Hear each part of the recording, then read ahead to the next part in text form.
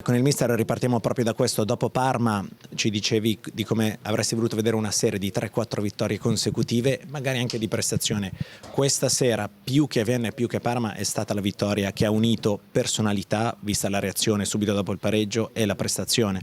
Sì, è vero, stasera si sono viste un po' di qualità, il carattere della reazione dopo aver subito il pareggio, la personalità nel secondo tempo di fare qualcosa di diverso che avevamo fatto nel primo tempo, perché quello non bastava, e poi naturalmente anche delle giocate individuali che fanno parte del livello Inter, e i calciatori che ci sono dentro debbono andare poi a esibire questo livello di giocate.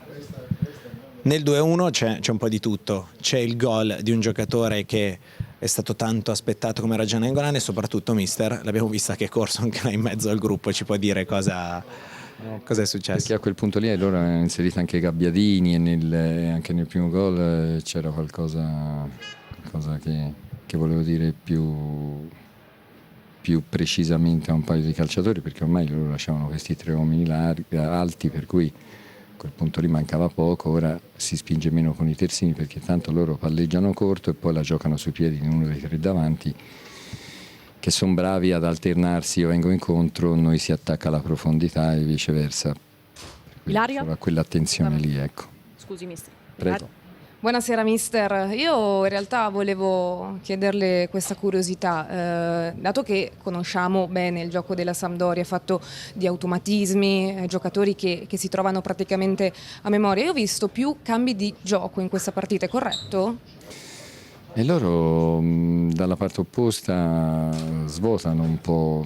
È chiaro che poi se fai come nel primo tempo non riesci a pulire la palla che ti possa consentire di scegliere di fare un calcio un po' più preciso di 30 metri, e loro sono sempre in superiorità intorno alla palla, ma quando riesci a fare questi cambi di gioco, li costringi a questi sciagattoni difensivi, cioè venga a pressare e ora invece deve andare a difendere in bandierina, sono metri e sono reazioni dolorose sotto l'aspetto della fatica e della corsa, per cui secondo tempo ci è riuscito meglio.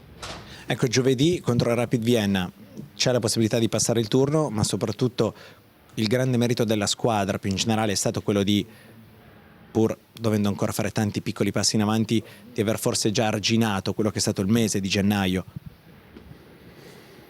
Non lo so, perché poi non so domani che cosa verrà fuori, cosa succederà,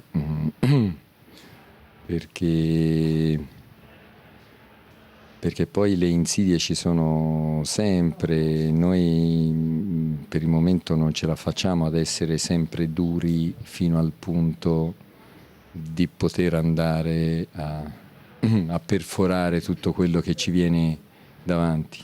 Come cali un pochettino poi diventa tutto più difficile, perché anche quest'anno ci è ricapitato quel momento lì, ecco.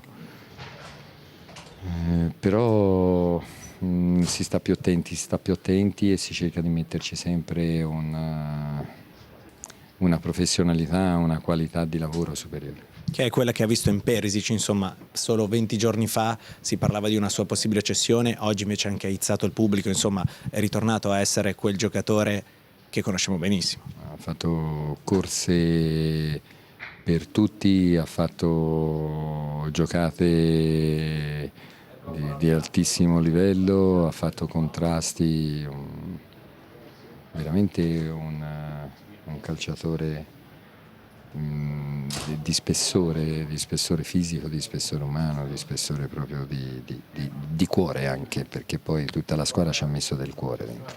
Grazie mister. Grazie a te.